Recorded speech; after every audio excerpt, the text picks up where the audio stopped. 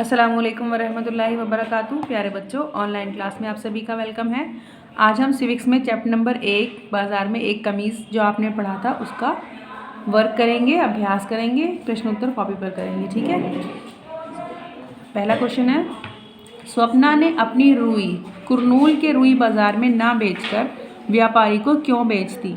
कुरनूल की एक छोटी किसान थी ना, उसके बारे में आपने पढ़ा था। तो उसने व्यापारी को क्यों बेचती बाज़ार में ना बेचकर।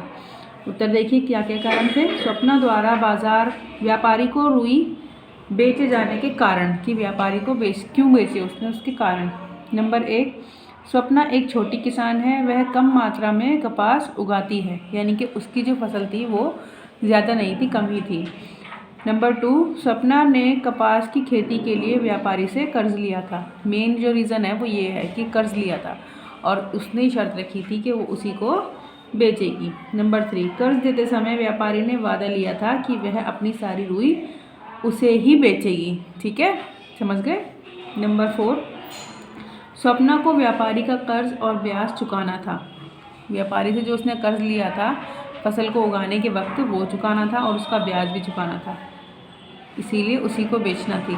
नंबर 5, व्यापारी गांव का एक शक्तिशाली आदमी था जिससे वह बहस नहीं करना चाहती थी। कभी कभी गांव वगैरह में ऐसा हो जाता है कि फिर दुश्मनी के सेंस में ले लेते हैं उसको, कि इसने हमारे बात नहीं मानी, अब इससे हमारी दुश्मनी है, तो कभी कोई नुकसान पहुंचाए, इसलिए वो उससे लड़ना झगड़ना बहस करना नहीं चाहती थी। नंबर 6, गांव के किसान कर्जे के लिए व्यापारी पर ही निर्भर थे, क्योंकि आगे भी उससे उसको काम पड़ सकता है, फिर से दोबारा कर्जा लेना पड़ सकता है, इसलिए उन्हीं पर निर्भर हैं। इसलिए स्वप्ना ने व्यापारी को ही बेची।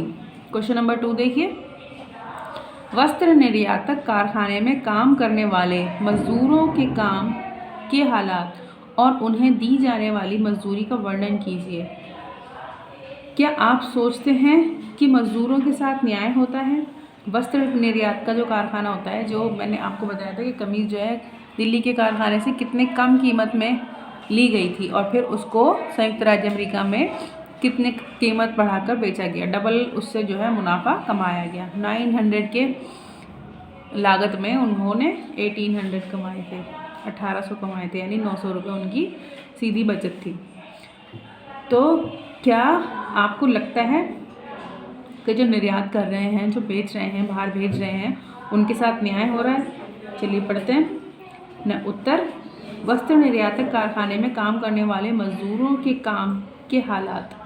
नंबर 1, बुनकरों ने बुनाई करने के करघे रखने के लिए अपने घरों में अथवा घरों के पास ही व्यवस्था कर रखी है। जिनसे वो बुनाई करते हैं उन करघों को रखने की व्यवस्था घरों के आसपास ही कर रखी है। हम हालात पढ़ रहे हैं ना उनके, कि क्या हालात हैं।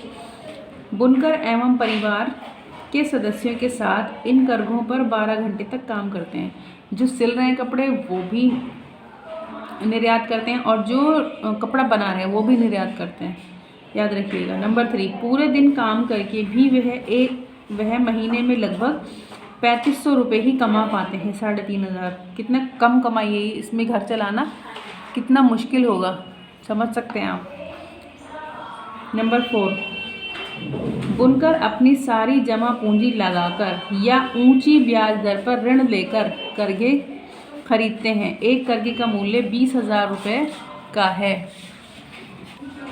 देखिए उनकी कमाई जो है वो कितनी कम है और उनको पैसा जो है लगाना पड़ता है, कर्जा खरीदना पड़ता है, तो उसका मूल्य कितना ज़्यादा है, तो उनको ऐसी सिचुएशन में कर्ज लेना ही पड़ता है। तो उनके हालात आप समझ सकते हैं कि कितने ख़राब हैं। नंबर 3 देखिए, ऐसी किसी चीज़ के बारे में सोचिए जिसे हम सब इस्तेमाल करते हैं। वह चीनी, चाय, दूध, पेन, कागज़, पेंसिल आदि कुछ भी हो सकती है। चर्चा कीजिए कि यह वस्तु बाज़ारों की किस श्रृंखला से होती हुई आप तक पहुंचती है। श्रृंखला के बारे में पढ़ा था ना हमने कमीज़ की। अब कोई और वस्तु के बारे में श्रृंखला पढ़ते हैं जो कि हमारे डेली इस्तेमाल की चीज़ें हैं। क्या आप उन सब लोगों के बारे में सोच सकते हैं जिन्होंने इस वस्तु के उत्पादन व व्यापार में मदद की होगी, यानी कि किस किस प्रोसेस से होकर फिर वो आप तक पहुंची होगी। तो ये देखिए यहाँ पर चीनी की श्रृंखला को बताया गया है, इसके बारे में पढ़ते हैं हम। ठीक है, ये उत्तर में आप ये लिखेंगे।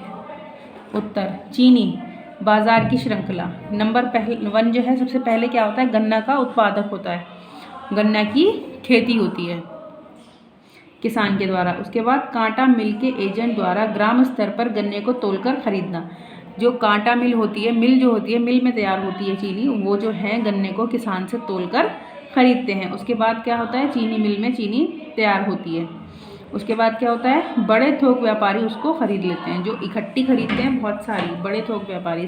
उसके बाद स्थानीय व्यापारी, जो मोहल्लों में गोदाम होते हैं, मतलब दुकान से भी पहले जो गोदाम वगैरह में थोड़ा थोड़ा खरीदते हैं, कुछ कुछ किलो।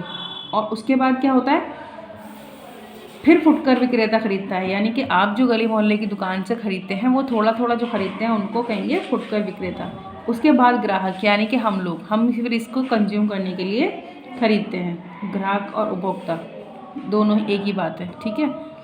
आगे देखिए, जो लोग चीनी के उत्पादन एवं व्यापार में मदद करते हैं। ये आपने इसकी श्रृंखला समझ ली कि किस किस प्रोसेस से होकर वो आप तक पहुंची है। अब देखिए उसमें किस किस ने काम किया है, ठीक है, उसको समझिए।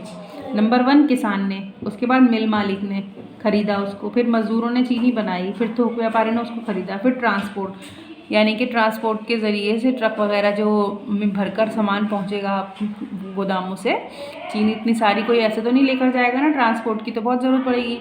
उसके बाद फुटकर विक्रेता, जो फिर थोड़ा थोड़ा उसको खरीदते हैं गोदामों से। उसके बाद उपभोक्ता, ठीक है। तो किस किस ने इसमें स्टेप वाइज इसमें काम किया है। तो ये क्वेश्चन नंबर 3 तक सभी बच्चे अपनी सिविक्स की कॉपी में कंप्लीट करेंगे अच्छी राइटिंग में। मिलते हैं हम नेक्स्ट वीडियो में, नेक्स्ट क्लास में। तब तक के लिए अल्लाह हाफिज़। अस्सलामु अलैकुम वरहमतुल्लाहि वबरकातुहू।